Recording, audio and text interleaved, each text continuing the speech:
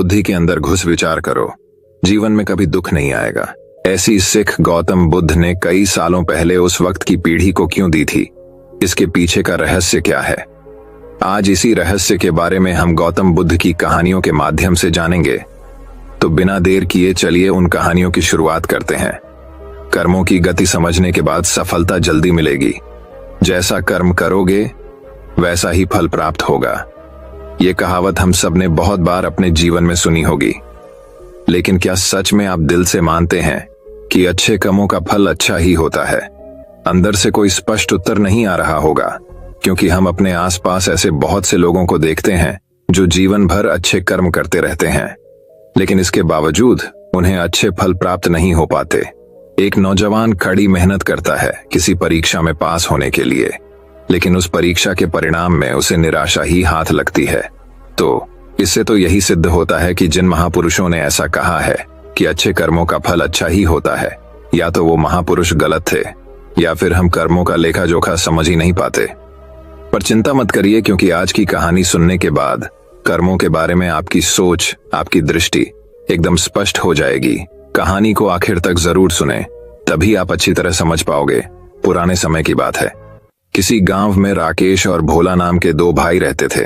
पूरा गांव जानता था कि वो कहने को भाई थे, लेकिन भाई जैसा प्रेम उन दोनों में नहीं था। राकेश बड़ा था और भोला से वो बहुत तेज और चालाक था। उसने भोला के हिस्से में आने वाली खेती बाड़ी की जमीन भी खुद हड़प ली थी। इसीलिए भोला के परिवार को बड़े ही कष्ट के दिन झेलने पड़ रहे थे। भोला की पत्नी अक्सर बीमार रहा करती थी और उसके पास उसके इलाज तक के पैसे नहीं थे, लेकिन अपने भाई से विपरीत भोला बड़े ही शीतल स्वभाव का इंसान था। वो कभी किसी के साथ बुरा नहीं करता था, लेकिन उसके मन में अक्सर ये सवाल उठा करता था कि मैं किसी का बुरा नहीं करता, किसी के बारे में बुरा सोचता तक नहीं हूं, तो मेरे साथ ऐसा क्यों होता है? क्यों मेरी पत्नी हमेशा बीमार रहती है? क्यों मेरे पास इतना भी धन नहीं है कि मैं अपना जीवन अच्छे से चला सकूं? क्यों मुझे मेरे कर्मों का फल नहीं मिलता है?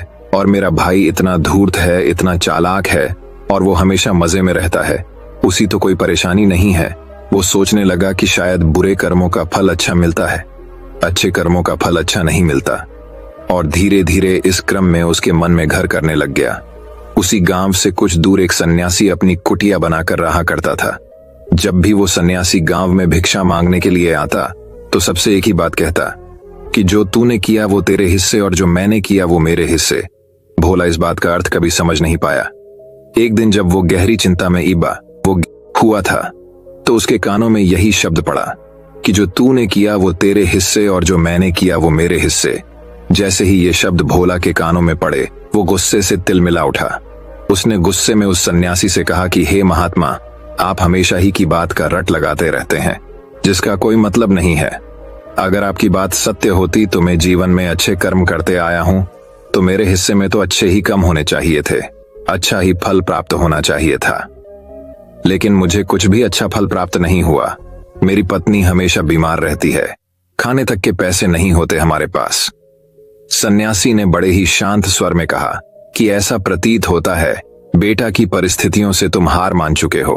कठिन परिस्थितियों ने तुम्हारी सोच पर गहरा असर डाला है। बड़े समय में तुम्हारी सोच भी बदल कर रख दी है तुम्हें काम करना। आज संध्या समय कुछ फल लेकर मेरे आश्रम में आना, फिर मैं तुम्हारे सारे सवालों के जवाब दूंगा। और ये कहकर वो सन्यासी अपना भिक्षा पात्र लेकर अगले घर की तरफ निकल जाता है। संध्या समय भोला ने कुछ फल खरीदे और गांव से दूर उस सन्यासी की कुटिया की तरफ निकल पड़ा। जैसे जैसे वो रास्ते पर आगे बढ़ रहा था, उसे अथाह शांति का अनुभव हो रहा था, क्योंकि रास्ता गांव से दूर था, इसीलिए उसमें कोई हलचल नहीं थी। बस रास्ते में जगह जगह कुछ लंगूर और बंदर दिखाई दे रहे थे। भोला के मन में आया कि वो कुछ पल उन बंदरों और उन लंगूर को खिला दें, लेकिन फिर उसने सोचा कि अगर मैं फल लेकर सन्यासी के पास नहीं गया तो मेरे सवालों के जवाब मुझे नहीं मिलेंगे। इसीलिए बंदरों से वो फल बचाता हुआ उस सन्यासी की कुटिया तक पहुंचा। जैसे ही भोला उस कुटिया में पहुंचा, वैसे ही सन्यासी बोल पड़ा, अगर मन में था तो ये फल खिला क्यों नहीं दिया बंदरों को? ये सुनकर भोला आश्चर्यचकित रह गया। सन्यासी को कैसे पता चला कि उसके मन में बंदरों को फल खिलाने की इच्छा उठी थी? उसने पूछा कि महात्मा, आपको कैसे पता कि मैं बंदरों को फल खिलाना चाहता था? सन्यासी ने बड़े ही शांत स्वर में कहा कि जरूरी यह नहीं है कि मुझे कैसे पता चला, हम तो सन्यासी हैं, सबके मन की बात पढ़ लेते हैं पाया। जरूरी ये बात समझना है कि जिस तरह एक बच्च हजारों गायों के बीच अपनी माँ को ढूंढ लेता है, उसी प्रकार कर्म अपनी कर्ता को ढूंढ ही लेता है। ये कर्म मेरे हाथों ही होना लिखा था। और ये कहकर सन्यासी ने उसके हाथ से फल लिए और बंदरों को खिलाना शुरू कर दिए। भोला इस बात का मतलब समझ नहीं पाया, इसीलिए उसने उस सन्यासी से सवाल किया कि महात्मा, मैं आपकी बात का आशय समझ नहीं, कृपया करके मुझे अज्ञानी को इसका मतलब समझाने की अनुकंपा करें। सन्यासी ने बड़े शांत स्वर में कहना शुरू किया कि बेटा, मनुष्य को हमेशा यही लगता है कि वही करने वाला है, वही करता है और वही कर्म करेगा। लेकिन समझने की बात यह होती है कि कर्म आपका खुद चुनाव करता है, आप कर्म का चुनाव नहीं करते। अगर आप किसी कर्म को करने के योग्य है तो हजारों लोगों के बीच में से कर्म आपको अपने आप ढूंढकर निकाल लेगा। इसीलिए योग्य बनने पर ध्यान दो, कर्म करने पर ध्यान मत दो। अगर तुम सिर्फ कर्म करने पर ध्यान दोगे तो कभी योग्य नहीं बन पाओगे। योग्य बनने के लिए जिन कर्मों की आवश्यकता होती है, पहले उन छोटे छोटे कर्मों को करना शुरू करो, और जब तुम योग्य बन जाओगे तो बड़ा कर्म, या कहें कि मुख्य कर्म, या फिर जिस कर्म के लिए तुम बने हुए हो, वो कर्म तुम्हारे पास खुद चल कर आएगा। उदाहरण के लिए तुम इन बंदरों को देखो। इन बंदरों ने छोटे छोटे कर्म करके पेड़ों पर चढ़ना सीखा, गुलाटियां लगाना सीखा, और इसी प्रकार छोटे छोटे कर्म करते हुए ये मुझ तक पहुंच गए। और मुझ तक पहुंचने के बाद इनके पास इनका खाना खुद ही पहुंच गया। इसीलिए अपनी रोजमर्रा की जिंदगी में छोटे छोटे कर्म करते हुए अपने आप को योग्य बनाते जाओ, और जब तुम योग्य बन जाओगे तो अपने आप बड़ा लक्ष्य तुम्हें प्राप्त हो जाएगा। सन्यासी ने अगला कथन कहना शुरू किया, जो कि बहुत ही जरूरी था। ध्यान लगाकर सुनना। अगर तुम योग्य बनने के लिए कर्म नहीं करोगे तो दूर लोगों के कर्म भी तुम्हें प्रभावित करने लगेंगे। उदाहरण के लिए तुम्हारी पत्नी कई दिनों से बीमार है। तुम अक्सर यही सोचते हो कि मुझे किन कर्मों की सजा मिल रही है, लेकिन समझने की बात यह होती है कि तुम्हारी पत्नी बीमार अपने कर्मों की वजह से है, तुम्हारे कर्मों की वजह से नहीं है। तुम्हारे कर्म तो अच्छे हैं, लेकिन क्या पता तुम्हारी पत्नी के कर्म अतीत में अच्छे ना रहे हों, जिसकी वजह से वो बीमार हो गई हो, और तुम्हारी पत्नी के कर्मों की वजह से तुम्हें भी दुख झेलना पड़ रहा है। और इसी प्रकार बहुत से मनुष्य अपने बच्चों की वजह से, अपने परिवार की वजह से, इन सब की वजह से खुद दुख झेल रहे होते हैं। लेकिन जरा सोचो, अगर तुम योग्य होते तो तुम अपनी पत्नी का खुद इलाज करवा पाते, उसकी बीमारी दूर करवा पाते। और क्या पता अगर तुम योग्य होते तो तुम्हारा किसी दूसरी स्त्री के साथ विवाह हुआ होता जो स्वस्थ होती, लेकिन तुम योग्य नहीं थे, इसीलिए तुम अपनी पत्नी की वजह से खुद दुख झेल रहे हो। अगर तुम योग्य बन जाओगे तो दूसरे लोगों के कर्म तुम्हें प्रभावित नहीं कर पाएंगे। सन्यासी ने भोला को चेतावनी देते हुए कहा कि याद रखना, भोला आपको वो नहीं मिलता जो आप चाहते हो, बल्कि वो मिलता है जिसके आप योग्य हो। इसीलिए अपनी योग्यता को बढ़ाने पर काम करो, उसके लिए कर्म करो। कर्म का फल पाने के लिए कभी कर्म मत करो। भोला ने सन्यासी से हाथ जोड़कर एक सवाल पूछा कि महात्मा, मुझे यह बताने की अनुकंपा करें कि मैं अपनी योग्यता किस प्रकार बढ़ा सकता हूं ताकि मेरा मुख्य कर्म मुझको खुद ढूंढ सके। सन्यासी ने बड़े ही शांत स्वर में कहना शुरू किया कि बेटा, इसके लिए बड़े ही सरल सरल उपाय होते हैं। सबसे पहला उपाय है कर्म करके भूलते जाओ। तुम जो भी कर्म कर रहे हो, आपने योग्य बनने के लिए उस कर्म को करने के बाद भूल जाओ। ये मत सोचो कि उससे तुम्हें क्या प्राप्त हुआ। इसीलिए कहा जाता है कि कर्म करो, फल की चिंता मत करो। अगर तुम फल की चिंता करोगे तो वास्तविकता में तुम कर्म कर नहीं रहे होगे। अक्सर मनुष्य की पीड़ा का ये एक बहुत बड़ा कारण होता है। वो सोचता है कि मैं कर्म तो अच्छे कर रहा हूं, लेकिन मुझे फल प्राप्त नहीं हो रही, और यही पीड़ा उसके मन को ठेस पहुंचाती रहती है, उसको अपने लक्ष्य से भटकती रहती है। किसी कर्म को करने के बाद अपना आकलन जरूर करें, लेकिन फल की चिंता ना करें। भोला ने सन्यासी से सवाल किया कि महात्मा, हम अपना आकलन कैसे कर सकते हैं? सन्यासी ने उत्तर दिया कि बेटा, जब भी तुम कोई काम पूरा करते हो तो काम पूरा करने के बाद खुद से ये सवाल पूछा कि क्या इस काम को करते समय तुम्हारा ध्यान इसी काम पर टिका हुआ था, ये तुम्हारा ध्यान कहीं और भटक रहा था। इस तरह तुम खुद का आकलन कर पाओगे कि तुम कितने ध्यान के साथ उस काम को कर रहे थे, और जितने ध्यान से तुम किसी कर्म को करोगे उतनी ही तुम्हारी योग्यता बढ़ती जाएगी। और अगर तुम यह ही बस पूरा करने के लिए किसी कर्म को करते रहोगे तो उस कर्म से तुम कभी भी योग्य नहीं बन पाओगे। वो कर्म तो पूरा हो जाएगा, लेकिन उसका फल तुम्हें प्राप्त नहीं होगा। इसीलिए अपना आकलन इस प्रकार करो कि तुम्हारा ध्यान वहां पर टिका हुआ था या नहीं था, या तुम्हारे विचार तुम्हें कहीं भटका ले गए थे। और कोशिश करो कि तुम्हारे विचार अगली बार जब तुम ये कर्म करो तो उसी कर्म पर टिके रहे, इधर उधर दूसरी बातों में भटके ना। भोला ने इस पर एक सवाल पूछा कि महात्मा, जब भी हम कोई कर्म करते हैं तो हमारा मन विचारों से ग्रस्त हो जाता है, वो तरह तरह की बातें सोचने लगता है, तो हम किस तरह अपने मन को एक ही कर्म पर टिका कर रख सकते हैं? इसके लिए कोई उपाय बताएं। सन्यासी ने इसका उत्तर देते हुए कहना शुरू किया कि बेटा, जब भी तुम किसी कर्म को करते समय अपना पूरा भाव उसमें डाल देते हो तो तुम्हारे विचार उसी कर्म पर केंद्रित रह सकते हैं। पूरे निष्ठा, प्रेम और सदाव के साथ किया गया कर्म तुम्हारे विचारों को इधर उधर नहीं भटकने देता। विचार तभी तुम्हें दूसरी दिशाओं में बहा कर ले जाते हैं जब तुम उस कर्म को पूरी निष्ठा के साथ नहीं करते, उसमें पूरा प्रेम नहीं डालते, उसमें पूरा भाव नहीं दिखाते। जब ये तीनों चीजें तुम उस कर्म में डाल देते हो तो स्वाभाविक रूप से तुम पूरी तरह उस कर्म में सम्मिलित हो जाते हो और तुम्हारा मन और मस्तिष्क एक ही जगह पर टिका रहता है। सन्यासी ने अपनी बात खत्म करते हुए कहा कि अगर कोई इंसान, कोई मनुष्य इन उपायों का सही तरीके से इस्तेमाल करता है, उनका पालन करता है, तो वो किसी भी कर्म के लिए अपने आप को योग्य बना सकता है। और एक बार अगर वो योग्य बन जाता है तो उसी बछड़े की भांति उसका कर्म उसे अपने आप ढूंढ लेता है। भोला को कुछ फलों के बदले जीवन भर का ज्ञान मिल चुका था। उसे स्पष्टता मिल चुकी थी।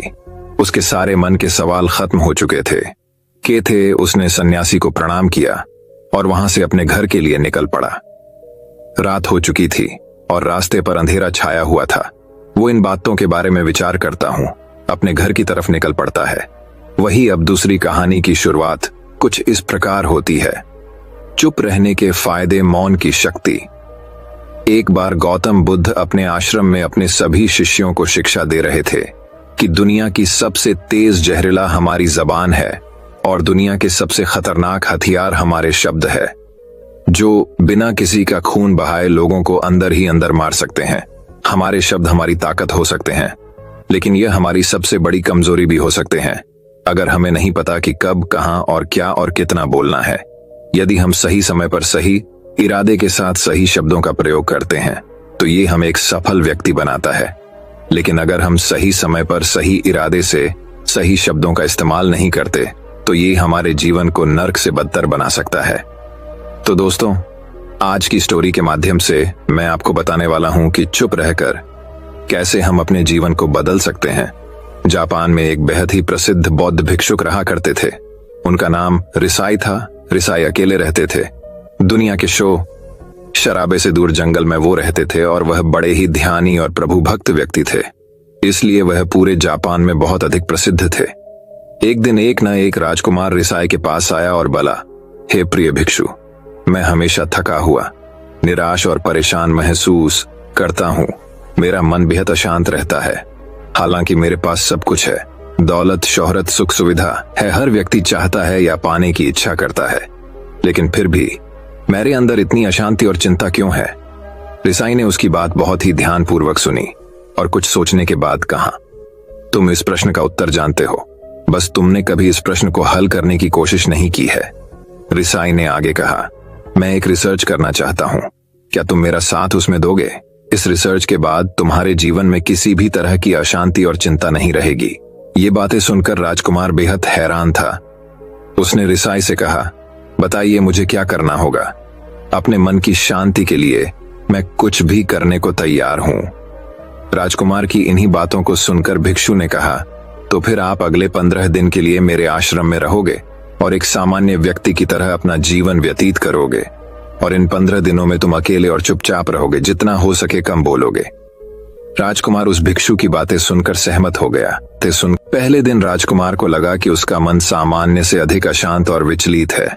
उसके मन में तरह तरह के विचार आ रहे हैं और वह आम लोगों की तरह जीवन जीने में असहज महसूस कर रहा है। उसे अंदर से बोलने की इच्छा हो रही थी, लेकिन वह चुपचाप रहा। उसके मुंह से एक भी शब्द नहीं निकले, वह चुपचाप बैठा रहता। लेकिन रात होते होते उसे अंदर ही अंदर शांति का अनुभव होने लगा। उसके लिए यह अनुभव अजीब था। वह खुद से पूछ रहा था कि वह अंदर ही अंदर इतना खुश क्यों है और उसकी आंतरिक बेचैनी और चिंता कम क्यों होने लगी है। अगले दिन राजकुमार अकेला चुपचाप बैठा रहा और वह प्रकृति को निहार रहा। वह पौधों को, फूलों को, आकाश में उड़ रहे पक्षियों को। वह अपने जीवन में पहली बार यह अद्भुत दृश्य महसूस कर रहा था कि उसके पास कितनी सुंदरता है। वह दिन भर प्रकृति की सुंदरता को निहारता रहता और उसकी ताजगी को महसूस करता रहता। इसी तरह से 10 दिन बीत गए और उसके मन की सारी बेचैनी, सारी हलचल, सारी उथल पुथल और सारा तनाव गायब हो गया। 11वें दिन की सुबह राजकुमार फिर से एकांत में बैठ गया और कुछ ही मिनटों में उसकी आंखें अपने आप बंद हो गईं और वह गहरे ध्यान में चला गया। वह पूरे दिन वहीं पर आंखें बंद करके बैठा रहा और गहरे ध्यान में डूबा रहा। ना कोई शब्द, ना कोई चिंता। राजकुमार भीतर से असीम शांति और आनंद से भर गया। राजकुमार अपने बाकी के 4 दिन इसी तरह गहरे ध्यान में व्यतीत करने के बाद 15 दिन बाद रिसाई के सामने प्रस्तुत हुआ और रिसाई को प्रणाम करके बोला, प्रिय भिक्षु, मुझे उत्तर मिल गया कि मेरे मन में इतनी उथल पुथल और चिंता क्यों थी। मैं जान गया कि मेरा मन इतना अशांत और विचलित क्यों था। रिसाई मुस्कुराते हुए पूछा, बताओ क्या उत्तर मिला तुम्हें? राजकुमार ने कहा, मैं आवश्यकता से अधिक बातें करता था। मैं किसी पर भी अपने शब्द और ऊर्जा व्यर्थ करता था। मैं दिन भर अपने लोगों से फालतू की बातें करता रहता और फिर उन्हीं के बारे में अकेले में सोचता रहता और ज्यादातर समय नकारात्मक ही सोचता रहता। इस तरह मैं बस अपना समय बर्बाद कर रहा था। ज्यादा बोलने और नकारात्मक सोचने की वजह से मेरा मन अशांत और बेचैन हो गया था और इसी वजह से मैं किसी भी काम को ठीक से नहीं कर पा रहा था, जिसकी वजह से मैं हर काम में असफल होने लगा। और आप फिर इन्हीं लगातार मिलने वाली असफलताओं की वजह से ही मैं और भी उदास और चिड़चिड़ा हो गया। इन्हीं सभी चीजों की वजह से मेरा जीवन नष्ट हो रहा था। लेकिन यहां पर बिताए हुए 15 दिन मेरे लिए पूरी तरह से अलग थे। मुझे कुछ अलग ही एहसास यहां पर हो रहा था। अब मुझे ऐसा लग रहा है मैं अपना जीवन पूरी तरह से जी रहा हूं, लेकिन इससे पहले मैं अपना जीवन गलत तरीके से जी रहा था। और मैंने यह भी सीखा कि हमें सिर्फ ध्यान करने की जरूरत नहीं है। ध्यान अपने आप होता है जब हम इस शांत और मौन होते हैं। ध्यान के पिछले कुछ दिनों के दौरान मैंने जो पहली चीज सीखी वह यह है कि मनुष्य के जीवन के सबसे महत्वपूर्ण घटना स्वयं को जानना है। यह सुनकर रिसाई ने कहा, सिर्फ तुम ही नहीं, दुनिया में ज्यादातर लोग जरूरत से ज्यादा बोलते हैं। आज भी लोग ज्यादातर समय केवल एक दूसरे को नीचा दिखाने के लिए ही बोलते हैं।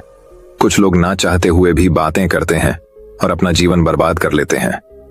रिसाई ने राजकुमार को चुप रहने का महत्व समझाते हुए कहा, एक बार गौतम बुद्ध से उनके शिष्यों ने पूछा, प्रिय बुद्ध, आप ज्यादातर समय चुप क्यों रहते हैं? बुद्ध ने कहा, क्योंकि चुप रहने से व्यक्ति अंदर से अनंत शांति की गहराइयों में होता हूं। मौन अपने भीतर उतरने की पहली सीढ़ी है। मौन के बिना स्वयं को जानना असंभव है। स्वयं को जानने और समझने का पहला नियम है कि मौन हो जाओ। उतना ही बोलो जितना अत्यंत आवश्यक हो।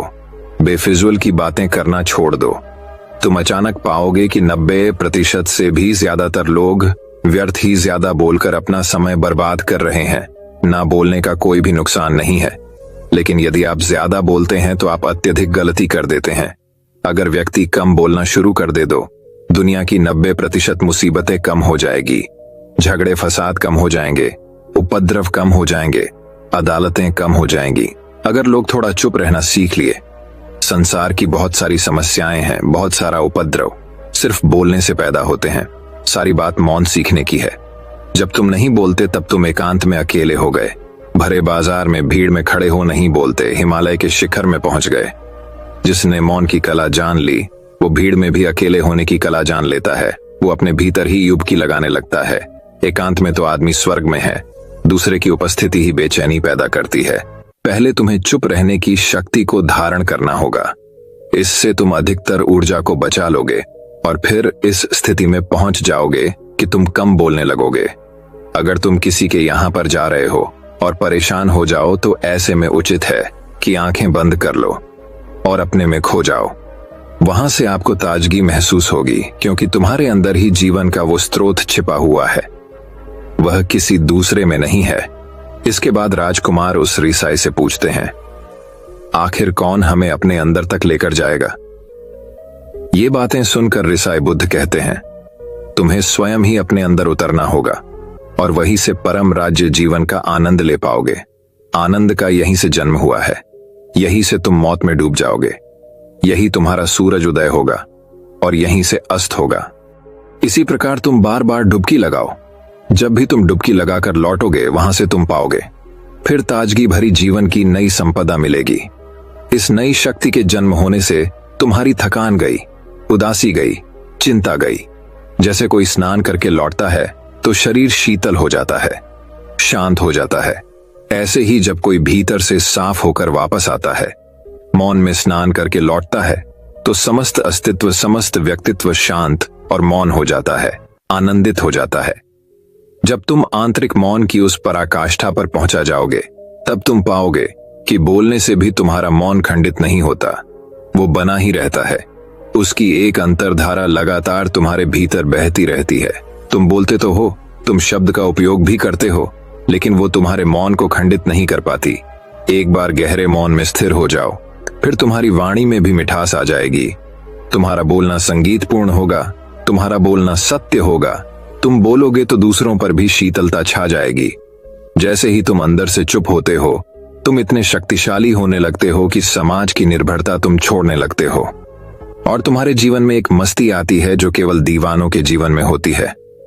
तुम्हारे चेहरे पर एक नई रौनक आ जाती है, तुम्हारी आंखें किसी अमृत के समान हो जाती हैं और तुम अनंत शांति के समुद्र में डूबने लगते हो। इतना कहकर भिक्षु रिझाई ने अपनी बात खत्म की और वो मौन में चले गए। राजकुमार उनका धन्यवाद कर अपने महल में चला गया। दोस्तों, आपने भी अनुभव किया होगा कि बहुत ज्यादा बात करने से दिमाग अशांत हो जाता है, जिससे हम अपने दिमाग पर नियंत्रण खो देते हैं और साथ ही अपना ध्यान भी खो देते हैं। जो लोग बहुत ज्यादा बोलते हैं, उनके पास किसी एक काम पर ध्यान केंद्रित करने की काबिलियत नहीं होती।